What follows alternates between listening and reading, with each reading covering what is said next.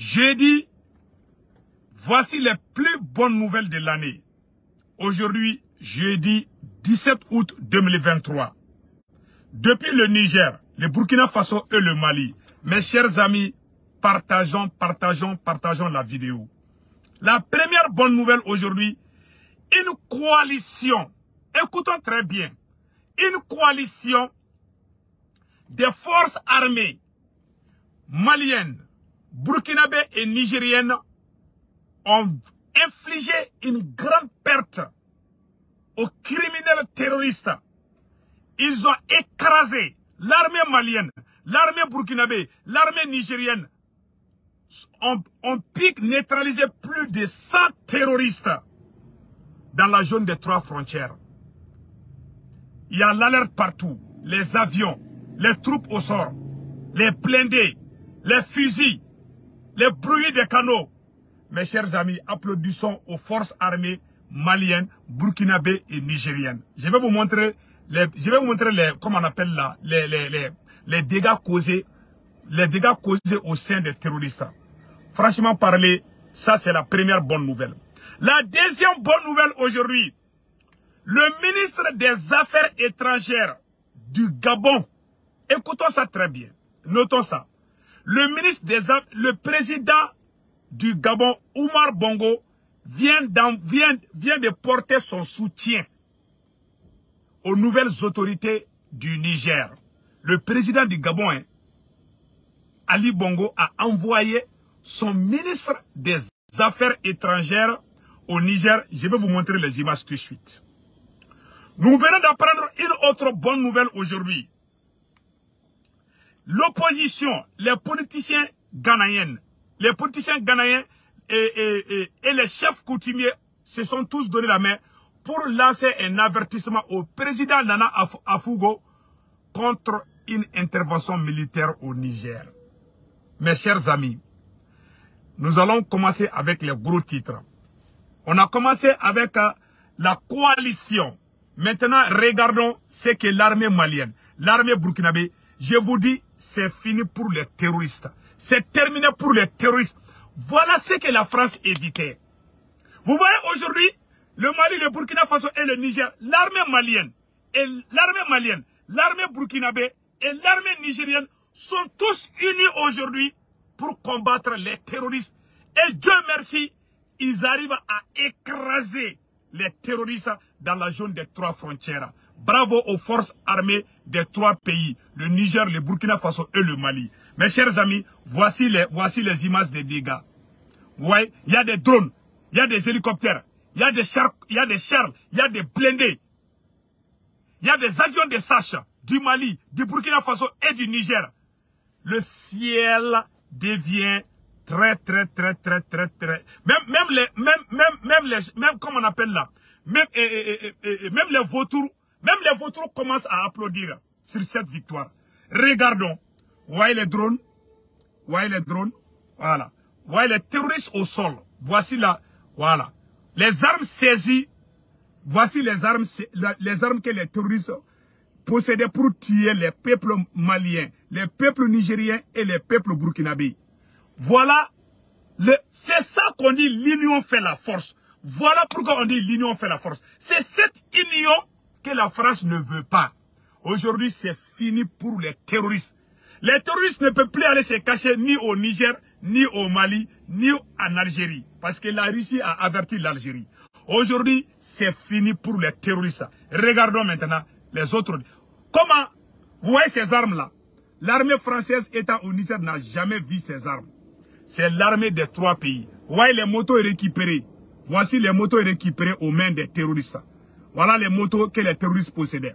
Il y avait l'aviation malienne, burkinabé et nigérienne. Il y avait des avions. Même les ciels, on ne pouvait même plus voir le ciel. Tellement il y avait des avions, tellement il y avait des bombardements. Certains terroristes sont allés se cacher dans les grottes, dans les montagnes. Certains terroristes ont même rasé leurs barbes. Les terroristes ont même cessé de porter les pantalons shorts là. Donc ils portent les longs pantalons, les cravates. Les terroristes commencent même à porter même les cravates aujourd'hui pour échapper aux puissances de feu des armées. l'armée malienne, l'armée burkinabé et l'armée nigérienne. Bravo aux 3 pays. C'est l'union qui fait la force. Voilà ce que nous avons besoin. Voilà les libérateurs de l'Afrique qui viennent d'arriver au pouvoir, au Mali, au Burkina Faso et au Niger. Et Inch'Allah, nos parents vont bien dormir. Inch'Allah, avec l'aide du bon Dieu. Restons debout et donnons-nous la main les uns et les autres. La lutte ne fait que commencer et c'est fini pour les terroristes. Alassane Ouattara ne va pas dormir aujourd'hui. Parce que cette coalition va marcher. Et Inch'Allah, nous allons gagner contre les terroristes. Voilà, comment on appelle là, la première phase. La deuxième phase, qu'est-ce qu'on a dit ici? Une coalition des forces armées du Mali, du Niger et du Burkina Faso a détruit un grand nombre de terroristes dans la zone des 3 frontières. Au total, des centaines de terroristes et leurs véhicules, des armes et des munitions récupérées. Des centaines de terroristes neutralisés, des bases terroristes complètement anéanties à travers la puissance de fait des 3 armées. Enfin, voilà la dynamique que les alliés du terrorisme ne veulent pas, car ils seront tous neutralisés et foulés du Sahel. Voilà, c'est ça qu'on a besoin. Si la CEDEAO venait aider les 3 pays, on allait finir avec les terroristes. Au lieu de s'asseoir, Alassane Ouattara, il faut que Bazoum vienne au pouvoir. On dirait le Niger appartient à Ouattara. Il y a des gens qui ne se soumettent. Nos parents n'arrivent plus à dormir. Nous avons perdu nos champs. Nous avons perdu nos maisons, ont été brûlées par les terroristes sous les yeux de la France. Les radars français ne voyaient pas ça. Mais lorsque ces pays demandent l'aide de la Russie, ah non, c'est la Russie qui vous pousse. On n'est pas contre la France. Même si le diable veut nous aider, on va tendre la main au diable. La troisième bonne nouvelle aujourd'hui, il y a une grande manifestation de la diaspora. Je dis ça aujourd'hui. La deuxième bonne nouvelle aujourd'hui, mes chers amis, la deuxième bonne nouvelle aujourd'hui, mercredi, aujourd'hui jeudi 17 août 2023, le président du Gabon, Ali Bongo, a envoyé son ministre des Affaires étrangères au Niger. Le Gabon soutient les nouvelles autorités du Niger. Regardons ça. Ouais, voilà ce qu'on a écrit ici. Attendez une seconde. Je vais vous montrer la vidéo tout de suite. Par ailleurs, président de la conférence des chefs d'État et de gouvernement de la communauté économique des États de l'Afrique centrale, Herman Imongo, est porteur des messages du président Ali Bongo Ondimba.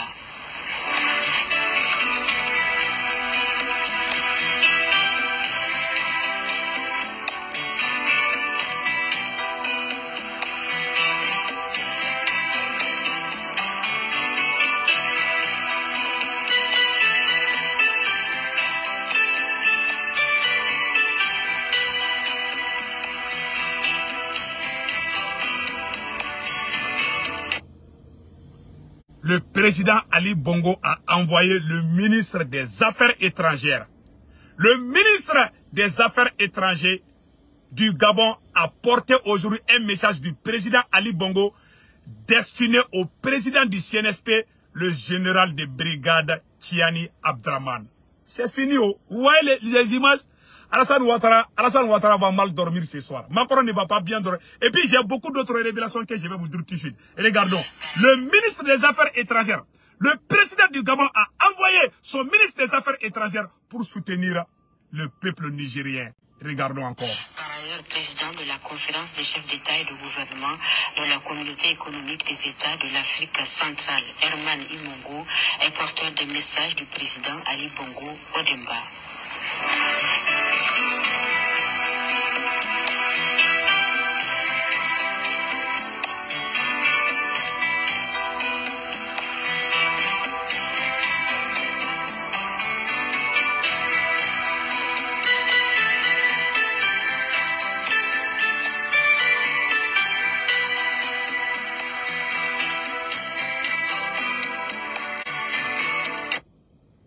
Ça, c'est le... Et la troisième bonne nouvelle aujourd'hui, mes chers amis, partagez la vidéo. Le Ghana, les politiciens ghanéens, les politiciens ghanéens se sont mobilisés contre le président ghanéen. Je vais vous montrer un passage d'un frère. Voilà. Mes chers amis, très bonne nouvelle encore. Comment on appelle là, les chefs traditionnalistes, les rois du Ghana ont averti le président ghanéen contre une intervention militaire au Ghana. Écoutons le passage d'un frère qui dévoile tout ici. Écoutons cela. Ouattara, pourquoi Macky, pourquoi Talon ne pense pas à ce que le Ghana vient de faire. Est-ce qu'il y avait quelqu'un plus anti-putsch que Akufo-Addo du Ghana? Mais hier, sous l'impulsion du roi du Ghana que nous saluons avec déférence, avec respect, le roi Ashanti, Nana Otumfo Osei Tutu II, le grand roi Ashanti du Ghana, sous son impulsion, Akufo-Addo a baissé la tête. Il a eu honte parce que les Ashanti lui ont dit, nous sommes cousins avec les Haoussa. Si vous ne connaissez pas l'histoire des Ashanti, allez vous faire foutre. Ils n'ont pas utilisé le mot allez vous faire foutre, mais c'est comme si c'était fait. Nous saluons avec déférence le roi Ashanti et nous félicitons quand même Akufo-Addo d'avoir compris un message de sagesse. C'est ce que j'ai dit ailleurs, les messages de sagesse sont vilipendés et traînés dans la boue, comme je vous ai dit, le gros ventru qui vilipende le Togo. Voilà. Donc, vous voyez maintenant, quand vous regardez les pays anglophones, le Ghana, le président ghanéen a écouté son peuple. Les rois, les chefs de village, les chefs traditionnels du Ghana, on dit au président ghanéen de ne pas envoyer les militaires ghanéens au Niger. Le président du Ghana, Nana Akufo, a attendu.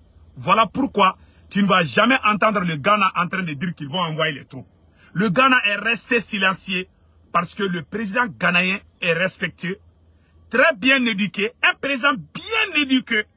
Vous voyez, les anglophones sont plus dignes que les présidents francophones. Je le dis encore, les pays qui ont été colonisés par l'Angleterre en Afrique, comme le Ghana, le Nigeria, les présidents de ces pays-là, actuels, là où je vous parle, ont plus de respect à leur peuple que certains présidents francophones comme les Alassane Ouattara. Même si Dieu parle à Alassane Ouattara, même si le bon Dieu descend, pour dire Ouattara, il ne faut pas aller là. Ouattara va dire, Dieu, pardon, je vais demander à Macron d'abord. Vous voyez, le président du Nigeria, quand les Sénats du Nigeria ont averti, les Haoussa, les Yoruba ont averti le président du Nigeria, le vieux père est resté à l'écart. Le président du Nigeria, Bola Tinubu, ne parle plus. Parce qu'il a peur de son peuple, parce qu'il respecte sa racine, parce qu'il respecte sa culture. Il ne veut pas bafouer ça. Et aujourd'hui, ces pays anglophones écoutent leurs ancêtres, écoutent la parole de leurs ancêtres. Mais même si les chefs, les imams, les chefs traditionnels, les rois de la Côte d'Ivoire parlent à Ouattara, même si Dieu dit à Ouattara de ne pas aller, il va partir. Parce que ces francophones, c'est des valets de l'Occident. Ils n'ont aucun respect pour leurs ancêtres. Voilà pourquoi ils finissent très mal. Vous voyez les pays anglophones? Ouais, il y a certains pays francophones aussi qui sont bien, comme le Tchad. Le Tchad a reçu mais la plupart, beaucoup de pays francophones, le problème, l'intervention militaire contre le Niger est prononcée par deux pays francophones. Le Sénégal et la Côte d'Ivoire, à travers Alassane Ouattara et Macky Sall. Même si Dieu dit à Macky Sall de laisser Songo, Macky Sall ne va jamais laisser Songo. Nos présidents, les présidents des pays francophones, la plupart d'entre eux n'ont aucun respect envers Dieu, n'ont aucun respect envers leur peuple, n'ont aucun respect envers leur tradition. Parce qu'ils sont comme ça, ils ont été éduqués comme ça. Ils n'ont aucun respect envers eux-mêmes. Ils n'ont pas honte aussi. Ils n'ont pas dormi dans la même chambre que le mot honte. Mais les présidents anglophones, quand les chefs traditionnels ont parlé au Ghana, le président ghanéen a baissé la tête. Parce qu'il les respecte. Même s'il est un vieillard de 200 ans en Côte d'Ivoire, vient parler à Addo, Addo ne va jamais écouter. Le Dieu de Alassane Ouattara, c'est Macron. Le Dieu de Macky Sall, c'est Macron. Même si Dieu descend pour dire à Alassane Ouattara et Macky Sall de ne pas aller au Niger, ils vont dire à Dieu d'attendre d'abord qu'ils vont consulter Macron. Voilà leur mentalité. Ils sont nés comme ça. Ils vont mourir, ils vont jamais changer. Ils vont jamais changer. Vous voyez, voilà des exemples. Voilà des exemples. Donc vraiment, nous allons faire rapidement la version française et la version Bambara. Donc, Malion, amena bamananga orofosano. Et kanyafo bela jelingena. Malion, amena bamananga orofosano. Aba aketo une seconde.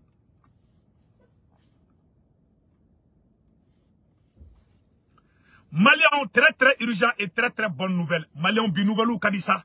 Nouvelle du Mamba ou de baby. Malion. Et j'ai oublié une chose avant d'aller en version Bambara. Il y a une grande manifestation. Voilà. Je m'excuse, j'aurais dû dire ça depuis le début. Il y a une grande manifestation de la diaspora nigérienne. Je vais faire cette annonce le plus vite possible. La manifestation de la communauté nigérienne pour soutenir l'armée nigérienne est prévue le vendredi, demain vendredi 18 août à partir de 9h devant l'ambassade du Niger. 222 04 RT et NW, Washington DC. Il est demandé à tous les panafricains, maliens, burkinabés, nigériens, camerounais, ghanéens, nigériens, sénégalais, toute l'Afrique est demandée d'être devant l'ambassade du Niger à Washington demain, vendredi 18 août 2023 à partir de 9h du matin. Sekou Tounkara, le politologue, je serai au rendez-vous. Je vais quitter à New York, Inch'Allah, demain pour aller soutenir le peuple du Niger.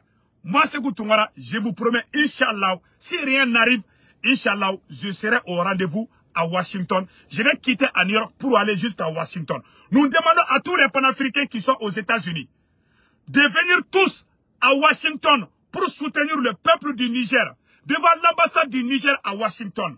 Voilà un message, une très très bonne nouvelle aussi. Sekou Tounkara, le politologue depuis New York, je serai à Washington demain. Donc, la communauté, tous les panafricains qui sont à Washington et qui sont ailleurs, si certains ont les moyens de faire les déplacements, nous prions à tout le monde. C'est la libération de l'Afrique qui commence maintenant.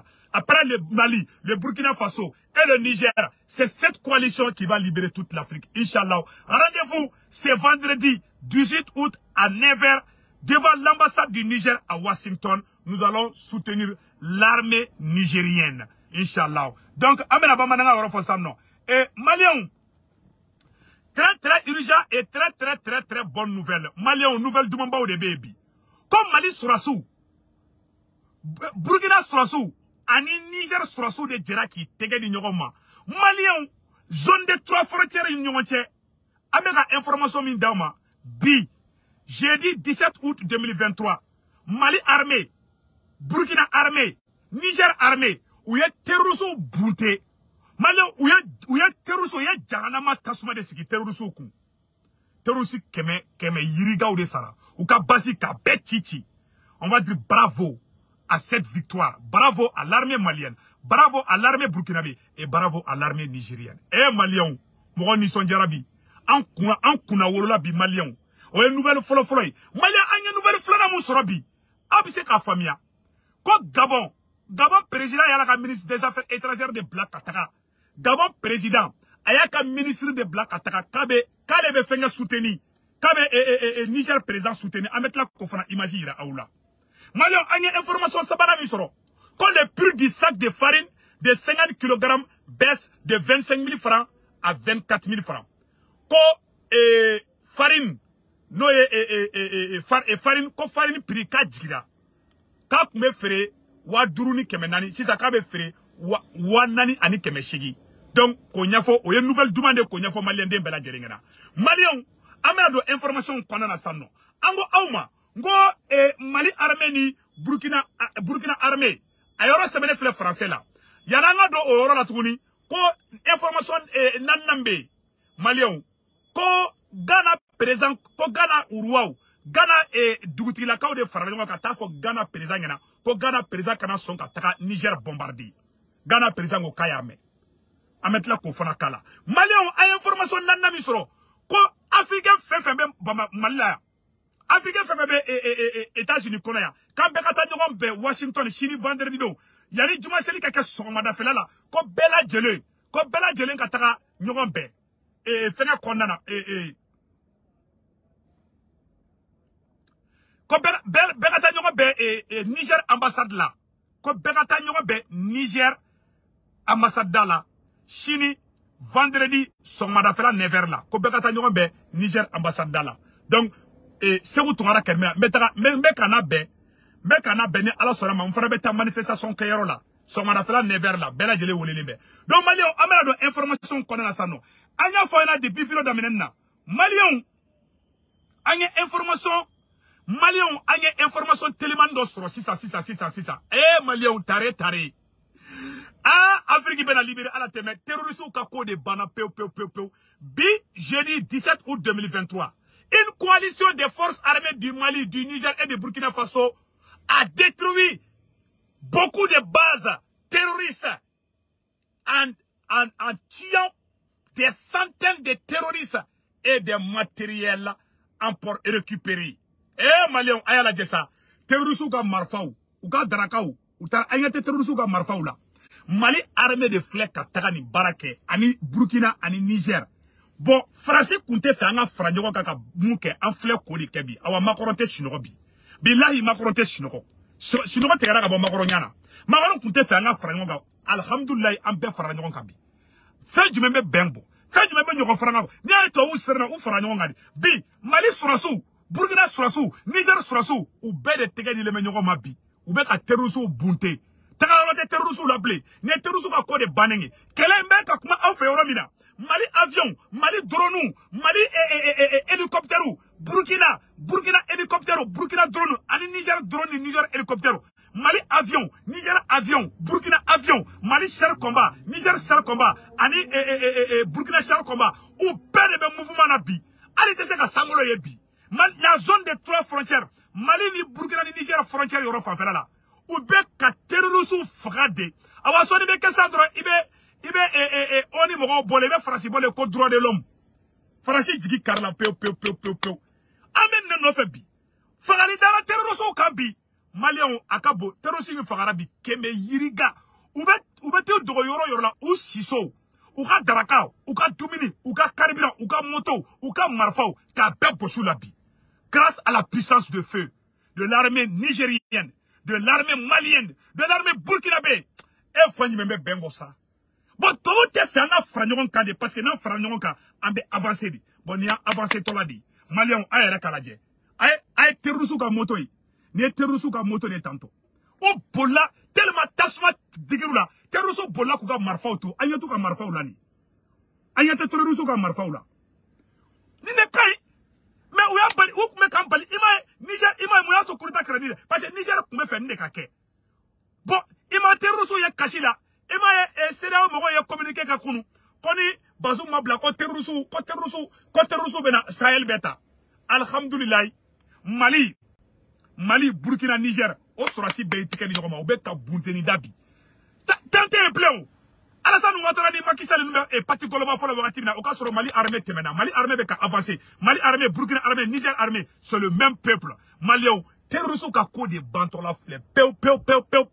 Angara sigi plene. Anga dofra chesika anga Niger supporter ola to malien on keleme ka manifestation bade boroda nga meta Niger soutenu ne rese ko tungara bena voyager ka ta fo Washington wallahi fo ninga kedi malien anga nouvelle flanam fona so tuguni malien e ko Gabon président malien awnera anga naje nyon fe malien tare anga information duma ndosro ko Gabon président Ali Bongo malien Ali Bongo Ode nana malien Ali Bongo de aka ministry black ataka Niger kale be Niger soutenu malien amado aramali na frana nyonga imado ala be barka do awla Ali Bongo voilà alors quand le ministre des Affaires étrangères du Gabon a porté un message du président Ali Bongo destiné au président du CNSP et général de brigade Tiani Abdourahman anga nyora de nyoko fe Gabon fana ko kale be et Niger soutenu. Maliens, jeudi 17 août 2023, à Erekaladier. Par ailleurs, président de la conférence des chefs d'État et de gouvernement de la communauté économique des États de l'Afrique centrale, Herman Imongo, est porteur des messages du président Ali Bongo Odemba.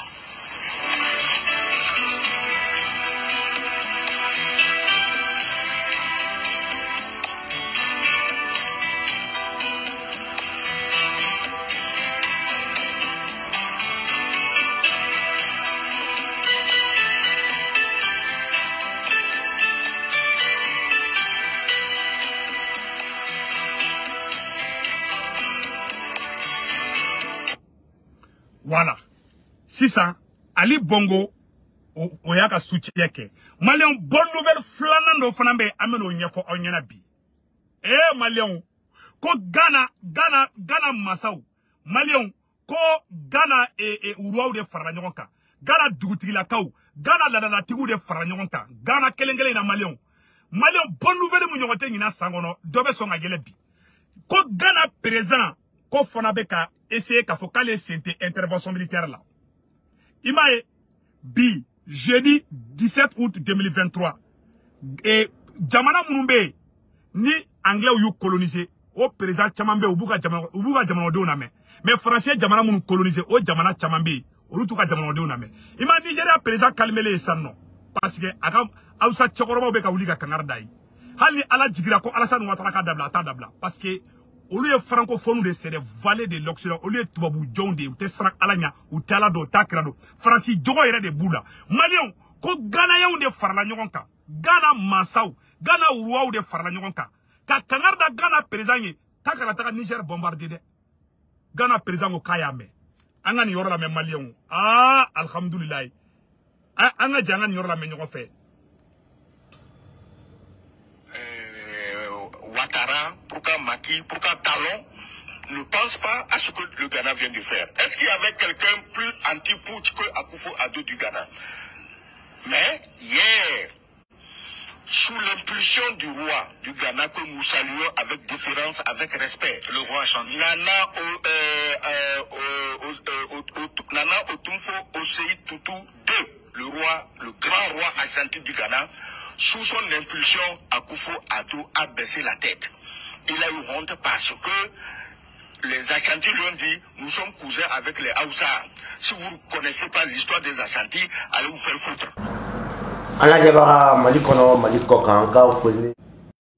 Salut tout le monde, très urgent. Voici les plus...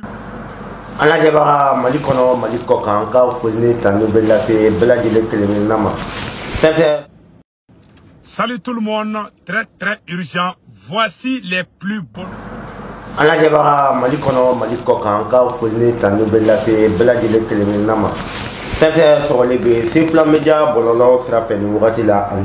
TV.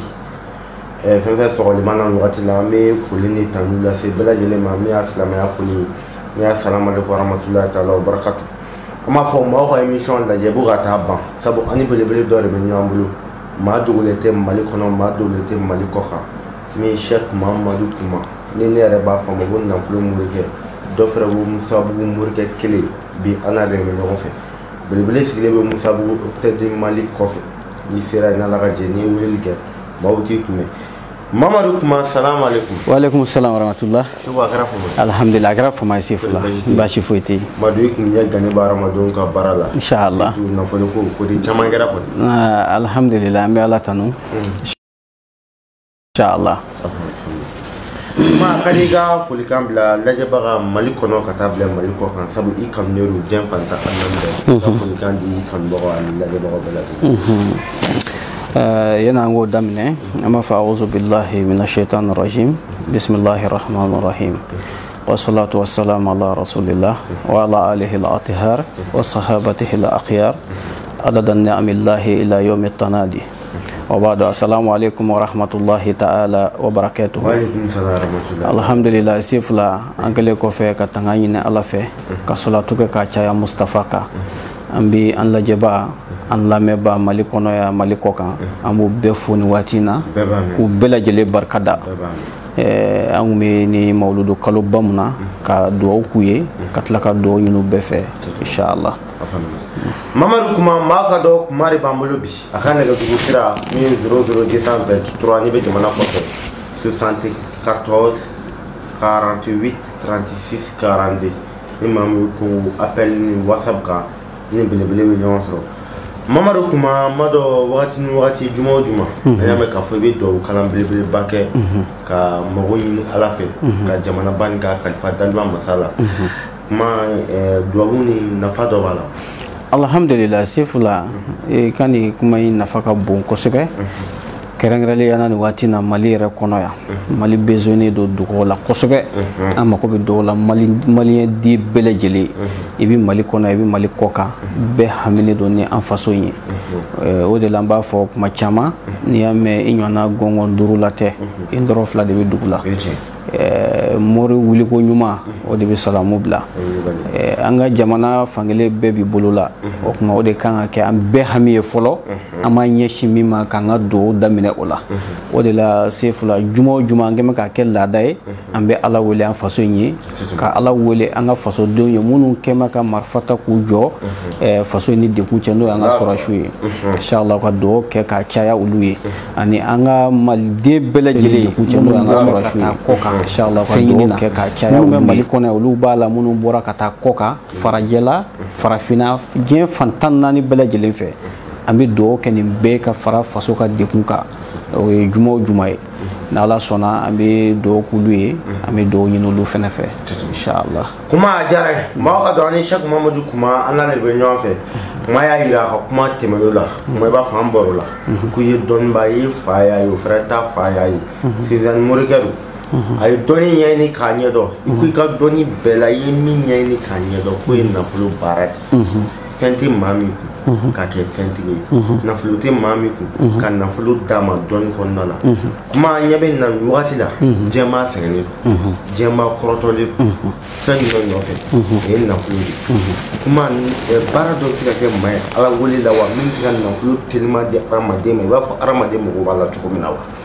Alhamdulillah sefula i ka nin kuma in nafa ka bon kosɛbɛ bi bi in na an ka extérieur u sɛgɛnnen do diaspora u sɛgɛn bɛ kosɛbɛ nafolo ko in na hali minnu bɛ an yɛrɛ ka sous-région na farafin jamana ninnu kɔnɔ yan a bɛɛ sɛgɛnnen do kosɛbɛ ni nafolo ko in fɛ Ala ye latigɛ minnu bila latigɛ ɲuman minnu bila ni jɔn bɛ hɛrɛ ɲini n'a ye i ni Ala cɛ a m'a bila fosi kama ka se ka jɔn bɔ dekun kɔnɔ dɔrɔn ɲɛtugu ani a yɛlɛ cɛ parce que n bɛ to ka kuma dɔ f'i ye Ala tɛ foyi kama k'a dɔn k'ale a ka dɔn k'ale ye masa ye a fɛnɛ k'a dɔn ko nin ye n ka jɔn ye a ye n wele o kɔrɔ ye di Ala tɛ foyi kama jɔn mago dilanli kɔ wa jɔn fɛnɛ tɛ foyi kama Ala weleli kɔ parce que Ala de ko ten a ko ud'uuni astajibu lakum a ye na Ala wele n b'aw jaabi an ka wele jumɛn na nafolo ko wa denko wa an ka siri gɛlɛn wa bana gɛlɛn minnu b'an na wa hamina ko gɛlɛn minnu b'an na wa nin bɛɛ parce que aya in ye istighraaqu de istisnaaw t'a la o kɔrɔ ye fɛn dɔ ma bɔ a la a ye n wele dɔrɔn a ka hamu na b'a jaabi non Ala mako bɛ welebaa de la maa mun bɛ Ala wele et puis yɔrɔ dɔ bɛ yen ɲinɛ ka na kɛ o kɔ a ye aya dɔ fɔ ka fara a kan a ko wa antum muqinuuna bil ijabati a k'a sɔrɔ i yɛrɛ dama na fɛnɛ ko Ala b'i jaabi o la n'i bɛ Ala wele e yɛrɛ dusukun ka sabati n bi ka wele min kɛ masa min wele masa don a ti jɔn ka dugawu segin fiyewu n'i y'a wele dɔrɔn a b'i jaabi wa Ala tɛ foyi kama jɔn ka dugawu jaabili kɔ o de la sefula ka se ka mɔgɔw bɔ o nafolo ko dekun kɔnɔ o bɛ kɛ ni kodɔnna de ye mɔgɔ min bɛ kodɔn maa min bɛ kodɔn o y'a fɔlɔ ye i y'a faamuya kodɔn kɔfɛ a k'a sɔrɔ a tigilamɔgɔ yɛrɛ ale yɛrɛ ye mɔgɔ ye connexion bi a yɛrɛ bolo ani Ala cɛ o de la arabu ko ten ko mani tasala bil muntasili ittasala mani tasala bil munfasili infasala cɛ mun bɛ yen n'a connectelen don Ala la n'i ka ko d'a ma hali a ka su kelen kɛ ka hami ni e ka ko ye Ala b'i ka gɛlɛya wuli k'i ka daw yɛlɛ ɔ mais cɛ mɔgɔ minnu bɛ yen ye cogo tɛ fugula tɛ fini tɛ non non non olu ye masiri de hadamadenya masiri a bɛ mɔgɔya dafa mais mago bɛ fɛn mun na jɔnni de bɛ ka kuma jɔnni de bɛ ka ala wele kɛ kodɔnna don wa a bɛ se wa a yɛrɛ ni ala bɛ cogo di ninnu de ye ala wele yɛrɛ base ye o tuma mɔgɔ bɛ yen n'a contactelen don ala la n'a ye ala wele kɛ fosi tɛ la hijaba baynahu wa bayna Allahi illa al-ijaba i b'a sɔrɔ ale ni ala ni ɲɔgɔn cɛ fosi tɛ yen fo dɔw jaabi kɔ inshallah mais ça veut dire nafolo baara dɔ bɛ yen sabu i yɛrɛ ka base ye nafolo baara ye i b'a ɲɛdɔn a cogoya ka cɛ i bolo est ce que maa telima maa presele maa kɔrɔtɔlen kuma est ce que nafolo baara dɔ bɛ yen min bɛ se ka kɛ hadamaden n'a kɛra a yɔrɔ bɛ a ka nɔ dɔ ye wa o bɛ yan alhamdulillah sefula ne bɛ a f'i ɲɛna dɔnni kɔnɔna na mɔgɔ ye dɔnni min sin fɛ k'a salo bomo si fɛ a yɛrɛ tilala ka kɛ maa ye min cɛsirila ala wele gɛrɛgɛrɛ kɔnɔ a bɛ dalilu gɛrɛgɛrɛw dɔn o tigi ka baara tɛ dɔwɛrɛ ka se ka mɔgɔ bɔ dekun kɔnɔ ɲɛtugu ani a yɛlɛcɛw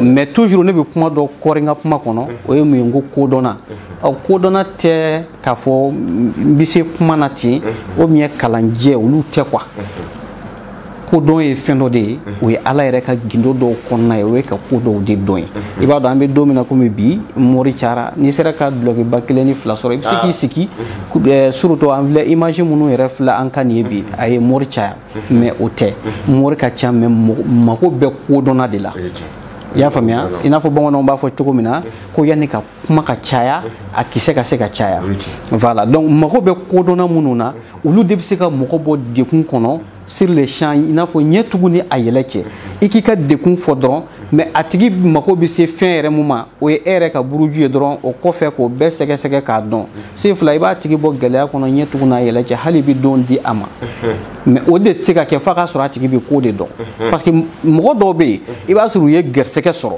gɛrisɛgɛ tiɲɛna mɔgɔ dɔ bɛ yen kami ala y'ale da a ma gɛrisɛgɛ sɔrɔ wa a bɛ k'i cɛsiri fɛnɛ ka ala wele kosɛbɛ pour que gɛrisɛgɛ sira bɛ se ka dayɛlɛ ale ye a ka se ka gɛrisɛgɛ sɔrɔ mais o si la a ma se k'a ɲɛ sɔrɔ o de la n bɛ to k'a f'i ye n ka kuma kɔnɔ n ko ni mɔgɔ bɛ sɔrɔ mun bɛ ban moriya la a ka teli mɔgɔ 2 fɛ o mɔgɔ fɔlɔ ye jumɛn ye mɔgɔ min bɛ yen ale yɛrɛ ka ɲɛnamaya bɛɛ a tɛ gɛlɛya dɔn ale bangena k'a sɔrɔ kɔlɔnda ɲɛgɛmɛ kojugu n'i ye moriya fɔ o ɲɛna o b'a fɔ ko non ko ale ma da nin fɛn ninnu na parce que ale tɛ gɛlɛya dɔn ale nana sɔrɔ a ka mɔgɔw y'a dilan ka bila i y'a faamuya a filanan o ye jɔnni ye mɔgɔ mun fɛnɛ ye gɛlɛya sɔrɔ k'a sɔrɔ ale fɛnɛ ma kɛ ni kodɔnna ye mun bɛ se k'ale tɛgɛ minɛ k'a bɔ dibi la k'a ka fitinɛ minɛ ale tora o dekun kɔnɔ ka to o dekun kɔnɔ a bɛ wari bɔ k'a di karamɔgɔw ma mun ko n bɛ se mun ko n tɛ se don o don ale b'a ko da la olu b'a fɔ ko tiɲɛ tɛ parce que ala ma sɔn ale ka bɛn ni maa ye fɔlɔ mun bɛ se k'a sama ka bɔ dibi la k'a bila yeelen na se fila a ka ca ni mɔgɔ 2 de b'a fɔ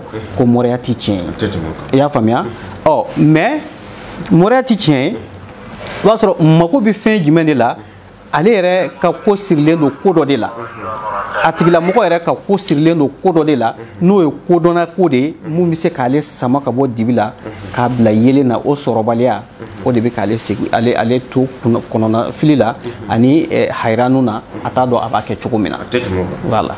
Ça veut dire nafolo baara dɔ bɛ min ka teli kuma n'u wakili jɔ i la u b'a fɔ mɔgɔ kana taa maa caman bɛ tunga fɛ u mago bɛ nafolo telima la maa caman fɛnɛ bɛ Mali kɔnɔ yan u mago bɛ nafolo telima la n'a kɛra u ka jaabi o nɔgɔnin fɛ est ce que o fitinɛ k'u ka fitinɛ dayɛlɛ est ce que labɛnnen b'o kama nin wagati la i ko i ka base ye nafolo de alhamdulillah sefla ɲɛnamaya kɔnɔ i b'a sɔrɔ hali mɔgɔ n'i ye école kɛ a bɛ fɔ ko branche dɔ de bɛ i taar'o fɛ kosɛbɛ mais i bɛ tubabukan mɛn o bɛ tubabukan mɛn i bɛ se k'i munumunu fan bɛɛ mais i b'a sɔrɔ fɛn dɔ de bɛ i yɛrɛ y'i ka base kɛ o kan voilà o de la i bɛ ka kuma o sujet in de kan n'o ye nafoloko sira ye ne bɛ to k'a f'i ye n ka kumaw la ni maa ɲuman bɛ yen bi nafolotigi de don ni dawulatigi bɛ yen nafolotigi de don ni bonyatigi bɛ yen nafolotigi de don sefla n'i ye nafolo sɔrɔ diɲɛ fɛn bɛɛ bɛ bila i sagoya la dɔnnibaaba jamana dɔnnibaaba ka taa sisan k'a ka da kɔn a ka yɛlɛ i mako b'a la min na da ka yɛlɛ i ka don a ka sɔn i ka fɔta ma a k'a kɛ nafolo de b'a kɛ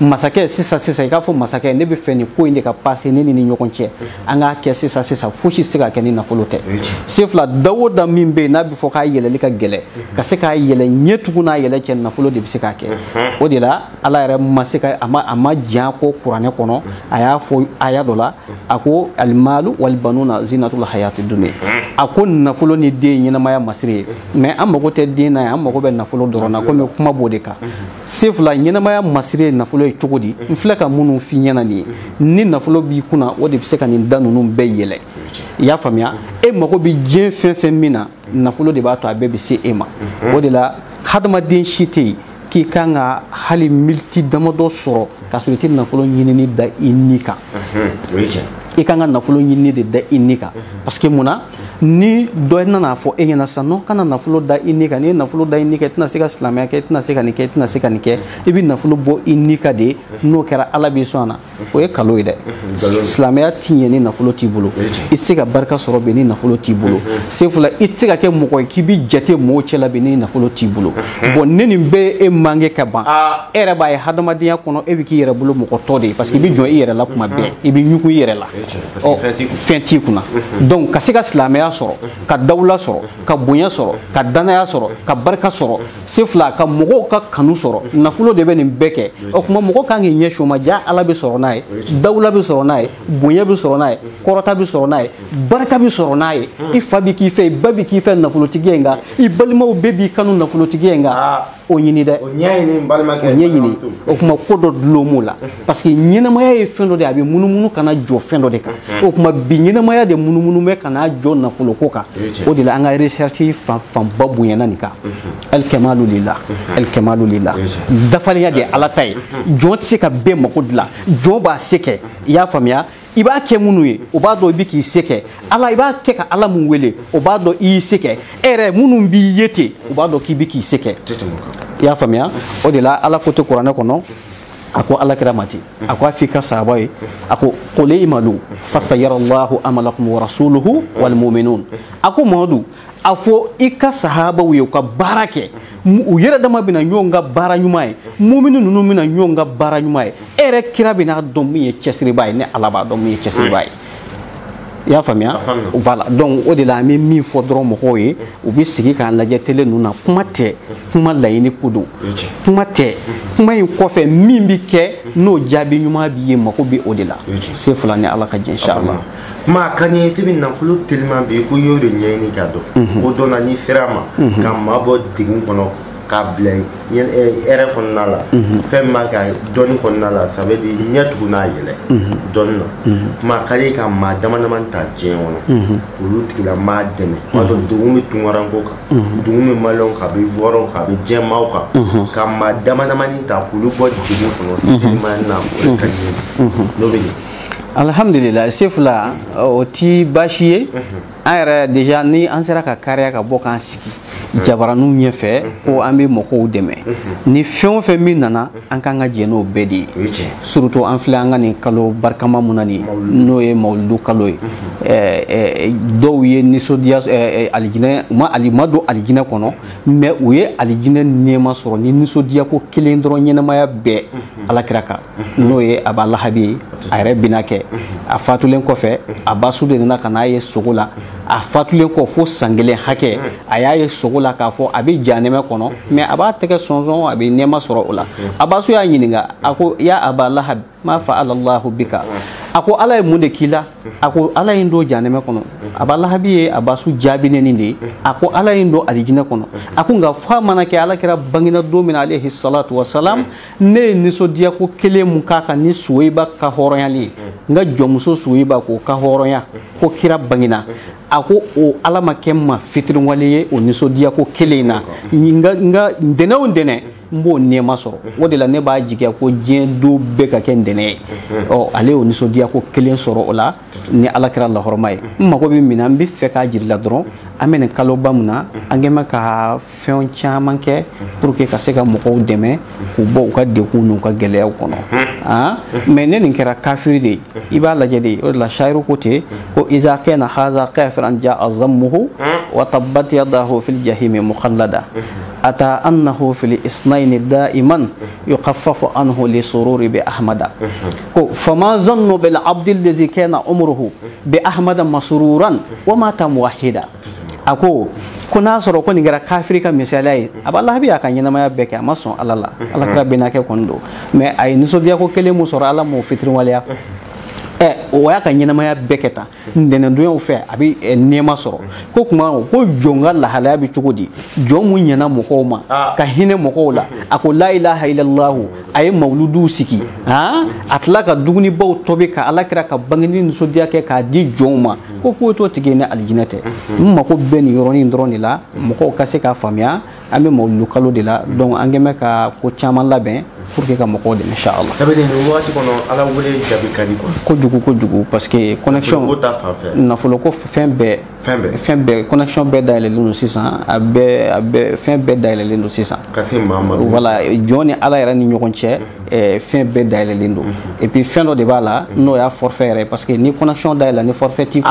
i se ka connecter voilà i ka forfait jumɛn ye o de ye hubbu nabi o de ala kira kanu ye kira kanu dusukun na dɔrɔn non forfait bɛ yen donc sisan ni forfait bɛ yen ka ban dɔrɔn i connecter fosi tɛ yen mun ka di dɔrɔn a ci i ka message bi jaabi ni ala ka diɲɛ. Mamadu kuma ni ka mɔgɔ dɛmɛ teliya la kɛlɛ bɛ ka labɛn jumɛn sabati o yɔrɔ la. Ala baara jumɛn bɛna min kɛ adamadenw n'u bɛ se ka bɔ degun na teliman na.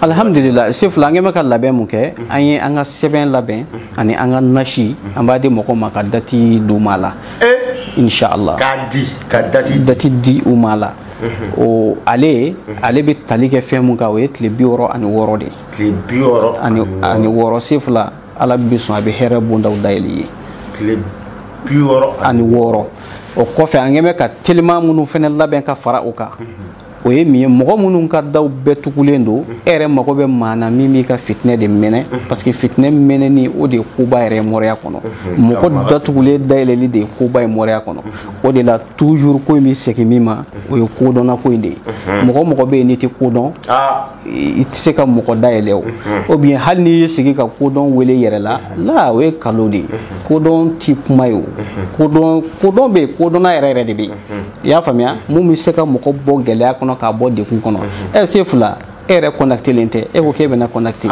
o kɔni o ye nɛgɛnkan de voilà donc ala mako bɛ fɛn mun na o y'a ka jɔn sanima ye ani a weleba voilà an kɛn bɛ ka nin baara teliman ninnu de labɛn pour que ka mɔgɔw dɛmɛ nafolo ko teliman na ka siraw dayɛlɛ u ye ka se k'u yɛrɛ sɔrɔ an kɛn bɛ ka sɛbɛn ni a nasi labɛn tile 66 n'ala ka diɲɛ inchallah ala b'a ka daw yeli ye i mago bɛ hɛrɛ minnu na ala b'i don a da fɛ inchallah ma tellement maa min mago bɛ nafolo la e min bɛ i bɛ gɛlɛya kɔnɔ n'i ta kun ye tunga na nafolo ɲini de kama e maa min bɛ jamana yɛrɛ kɔnɔ i wuli ka jɔ bi nafolo de ko don nafolo baara teliman n y'o de fɔ n b'a sigi a kumakan kan ɲɛnamaya nafolo maa si ka cɛsiri t'a d'i ma maa si ka wuli ka jɔ ani i ka sɛgɛn t'a d'i ma nafolo bɛ sɔrɔ min na ye sababu di sababu dɔ teliman bɛ yan Mamadu kuma ye min kɛ ci ka wuli sɛbɛn ani nasi a bɛ labɛn de k'a d'i ma i kɛra Mali kɔnɔ i kɛra Mali kɔ kan nin ye dɔ t'a labɛnnen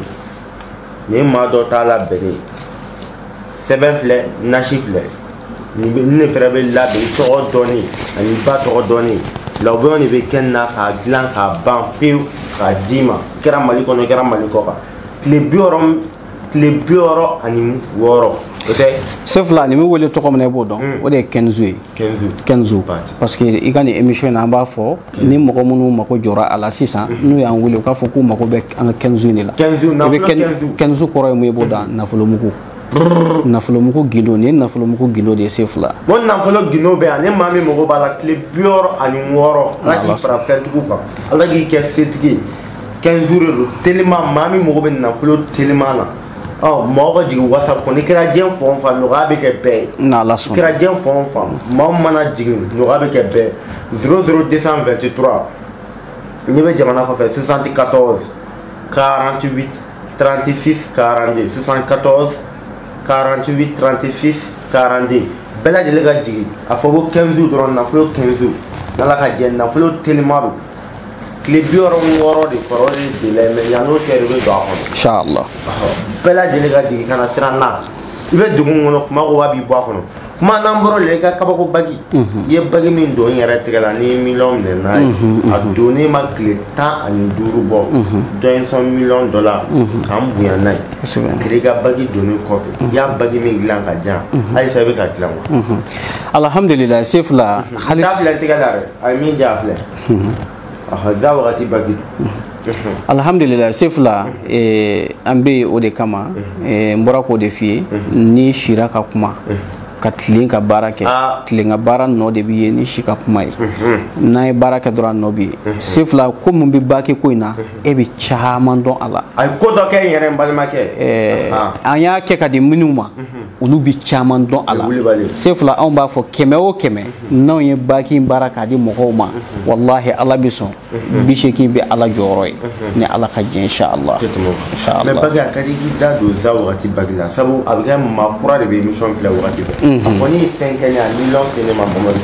a ye ko caman fɛrɛ se ma o bɛɛ kɔfɛ mais a ka di k'i da don za wagati baki sugu jumɛn de ani kabako jumɛn kɛ ko ne kabako caman kɛ a dira ma tile 14 ne ye miliyɔn minɛ n tɛgɛ la kuma a bɛ mun wɛrɛ kɛ alhamdulillah sefla n'i ko za wagati dɔrɔn za wagati de ye fɛn dɔ ye mɔgɔ tɛ se ka za wagati dɔn f'i k'a sɔrɔ ala b'o tigilama tɔgɔ effacer ka bɔ mɔgɔ gɛlɛyatɔw la o y'a fɔlɔ ye ni mɔgɔ min y'a don k'a fɔ ko e ka kɛ mɔgɔ ye ko e dawula bannen don ou bien e mana don ko la ko ko bi tiɲɛ e bolo sefla i bɛ dugawu de kɛ za wagati baara talen kɔfɛ i fɛ i ka dawula in fanga bonya kojugu kana kɛ sababu ye fo laada minnu bɛ fɔ e y'a la i kana tiɲɛ ni o ye i bɛ dawula sɔrɔ i y'a faamuya fɛn min ye nafolotigiya ye o y'o dayɛlɛlen i ye za wagati maa si tɛ za wagati ta sefla k'i ka ko bɛ dayɛlɛ k'a bɛ datugu tuguni maa si se k'i ka ko tiɲɛ wa k'a fɔ ko nin ye siri gɛlɛn ye k'o de bɛ ka ko ɲɛma za wagati talen kɔfɛ k'o bɛ ka ko datugu diɲɛ kɔnɔ o t'a la fo mɔgɔw ka fɛn dɔ faamuya tiɲɛ don an bɛ baki di mɔgɔw ma o k'a don mais baki jalan tɛ baki ni an ka labɛn tɔgɔ de bɛ ɲɔgɔn fɛ ka di mɔgɔ ma parce que o de la an bɛ a f'i ɲɛna toujours n'a fɔra kodɔnna ko kodɔn ti dɔrɔn ko ni i b'a fɔ i da la ne bɛ nin kɛ kodɔn ni a ko kɛcogo de bɛ ɲɔgɔn fɛ o de la an bɛ baki dilan ka di mɔgɔ ma i b'a sɔrɔ ni kumaɲɔgɔnya tɛmɛna an cɛ n'an ye tɔgɔw ta an ka labɛn minnu kan ka kɛ olu bɛɛ bɛ kɛ ka fara baki kan tuma ka baki donnen kɔfɛ e yɛrɛ tɛgɛ la waati kunkurunin dɔrɔn sefula an tɛ waati jan di depuis bi baki in ta i mana anw ka fɛnw kɛli daminɛ ka se une semaine ma e yɛrɛ b'i ka ko taacogo jateminɛ depuis wagati fɔlɔ i b'i ka ko taacogo jateminɛ sefula depuis une semaine dɔw bi totalement olu bɛ ka jaabi bɛɛ di k'a fɔ wallahi karamɔgɔ an sɔnna an y'a dɔn ko ala bɛ yen wa an y'a dɔn fɛnɛ ko ala bɛ sɔn k'a ka gindo dɔw kalifa a ka jɔn dɔw ma wallahi inshallah n balimakɛ n balimamuso za wagati baki kɔni bɛ yan ani masa solomana baki o fɛrɛ bɛ yen kosɛbɛ i b'o fɛrɛ dilan ka di ma an b'o dilan ka di ma za wagati dabakun tɛ foyi ye nafolo kɔ ne y'a don a ma tɛmɛ tile 14 o ma dafa fiyewu dɔ ne bonya ni ɲinga o y'a to kuma ko n'i y'a don ko a bɛ fɛn min s'i ma ko nafolo a ye nafolo se ne ma n'i ko dawula e min bɛ ka ne filɛ i kan ka dɔn ni dawula bɛ na n'a tɛ na a ye miliyɔn se ne ma i fɛrɛ k'a ta a ka se k'i ka sababu dayɛlɛ a ka ko caman f'i ma kuma da bɛ maga i bɛ baki dɔ fɛrɛ dilan ma ye masa solomana baki ni za wagati baki différence jumɛn bon différence ye mun b'u ni ɲɔgɔn cɛ za wagati ta dawula b'a la i n'a fɔ n y'a f'i ye cogo min na mais masa solomana ta fɛnɛ o ye kabako de ye i bɛ ko o ko min kɔnɔna na ala b'a bɛɛ karaba k'a d'i ma ko masaya quoi masaya toujours i b'a ye i ka ko bɛ taa ɲɛfɛ a bɛ fanga sɔrɔ a bɛ barikaya i ka ko bɛ taa ɲɛfɛ a bɛ fanga sɔrɔ a bɛ barikaya nafoloko siraw fɛnɛ bɛ dayɛlɛ voilà a faamuna za wagati baki bɛ yen nafolo baki masa solomana ka baki fɛrɛ bɛ yen k'i sankɔrɔ ta k'i bonya ka garizigɛ ɲuman k'o s'i ma fɛn fɛn mago b'a la bɛɛ lajɛlen ka taa ma ka whatsapp kan ne ka weleli kɛ 00223 ni bɛ jamana kɔfɛ 74 48 36 42 i kɛra diɲɛ fan o fan Cheikh Mamadu Kuma ne maa min mago bɛ Mamadu Kuma na n y'o de fɔ nafolo baki o labɛnnen don za wagati baki a ye nafa ɲa ne ye nafolo sɛbɛn n'a bɛ fɔ a ma ko Kinzu Dalilu o fɛnɛ labɛnnen don ka maa degunbagatɔ bɛɛ bɔ degun kɔnɔ ka fɛn d'i ma sisan nin waati kɔnɔ bɛɛ lajɛlen ka jigin WhatsApp kɔnɔ 00223 74 48 36 42 n'i y'o kɔngɔ ni Cheikh Mamadu Kuma bɛ ɲɔgɔn sɔrɔ kuma namoro la maa caman fɛnɛ bɛ tunga fɛ san 1 san 2 san 3 san 5 kuma kana se san 10 ma lafiya t'u kan ka sababu kɛ papier ko ye an y'a mɛn k'a fɔ 24 heures baara b'i bolo papier baara la kuma ko fɛrɛ bɛ cogo di ka adamadenw dɛmɛ ka se ka papier d'u ma alhamdulillah an ka 24 heures baara papier ko kan an b'o kɛ mɔgɔ caman ye ka sɔrɔ ka anga hake funyana dati funyana be papier soro ka be wati moma ambo ke moko chamai parce que lui anga bara karabalonde ina fo mbora ka finyana chogomina bara karabalonde bara munu labenendo ni atikila moko ka papier ko de menendo o ama papier soro donc ama ka toko ni fin beta ara toko aba toko ama nga bara o ke o kan o ama beke 24 heures kono ka ban saraka munu ka nga boka be boka ban o ma nga bara banen ko fe am soro ka nga dati de ama na la sona ba ka papier soro afana inshallah sebango gelabe mamina 112 100 o ge tunga femna 107 erebe tunga fe gelabe ka mi sebango Mamadou Kumaka 24 heures bara be ka bara ke kile kile ngono ka jabi dima kanga papier soro ka be domo ka ke o kabako ko ka ki parce que donba na foro donba be wole ha fa donba min be ni ko gana na fi ganya mo ko nyana mo 24 heures ka dola dima chaque Mamadou Kumaka papier bara la kuma namoro la siritigalando alhamdulillah siritigala iba don ko nunu bɛɛ bi daminɛ ni siri de mɔgɔ caman bi dekun caman fɔ a yɛrɛ kan a b'a sɔrɔ siri yɛrɛ de kɛmɛ k'a ka ko bɛɛ datugu fɔlɔ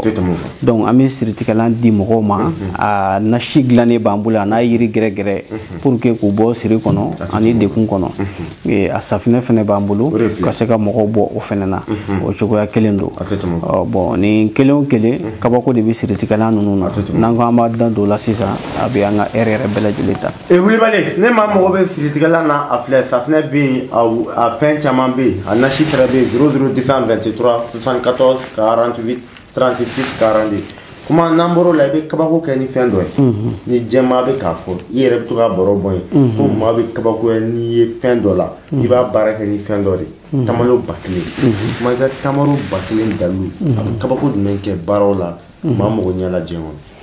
Alhamdulillah ale ka baara dan t'a la et puis tɛ se ka baara kelen fɔ a la hadamaden kamana gannen ale dabɔlen do de kama ka se k'a tigi bɔ dekun kɔnɔ joona i b'a baara kɛ dɔrɔn tamaro 1000 baara a ka ca na an bɛ tila baara la dɔrɔn an b'a fɔ a tigi yɛrɛ ka jateminɛ kɛ yanni tile 3 cɛ a bɛ yɛlɛma ye a ka ko la joona tile 3 ale bɛ dabɔden mɔgɔ ka ko yɛrɛ datugulen k'a dayɛlɛ teliya la mais k'a fɔ ko k'ale baara kɛ ko o dɔrɔn do o tɛ ko wɛrɛw b'a senkɔrɔ an bolo dɔɔni gindo kɔnɔ minnu de bɛ kɛ k'ale yɛrɛ dɛmɛ olu de bɛ kɛ fɔlɔ an bɛ tɛmɛ o siraw de fɛ fɔlɔ ka sɔrɔ ka na ale baara kɛ tile kelen pewu ɔ kuma an b'a fɔ a tigi a ka sigi sa a ka ala makɔnɔ wa n'ala sɔnna a bɛ kabako y'a ɲɛna o ko kelen na o kɛra diɲɛ ko ko min inshallah a faamuna ne maa mɔgɔ bɛ kuma la bɛɛ lajɛlen bɛ se ka contacter kuma i ka kuma kuncɛ kuma sɛbɛn wagati sera maaw ka jigin WhatsApp kɔnɔ.